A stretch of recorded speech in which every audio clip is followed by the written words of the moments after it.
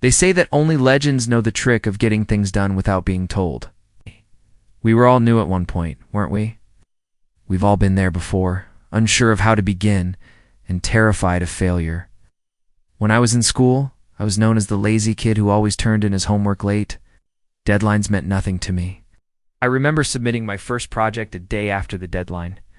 My mom had to practically drag me out of bed to go and submit it. Even then, I thought I could do better. I thought I was talented enough to ace the project despite turning it in late. But no, I ended up getting a C that really hurt. Felt like everyone was disappointed in me, especially myself. I hated that feeling. From then on, I promised myself that it would never happen again. But guess what? The next deadline rolled around, and I was late again.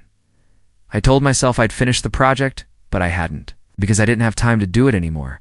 I just turned in something I'd done a few months ago instead.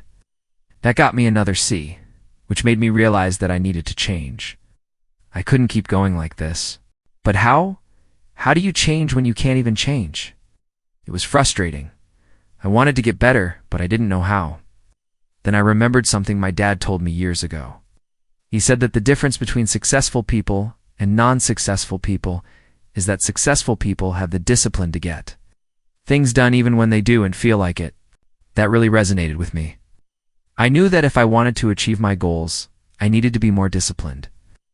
That was the start of my journey to becoming more disciplined and less lazy. Now, I'm not gone, lie and say that I'm the most disciplined person in the world now. I still struggle with procrastination and laziness sometimes, but I've definitely gotten better. I've learned that it's okay to not be okay, and that it's important to be patient with yourself when trying to change. I also realized that discipline isn't just about doing things you don't want to do. It's also about not doing things you shouldn't be doing. For example, playing video games when you should be studying or scrolling on your phone when you should be spending time with friends.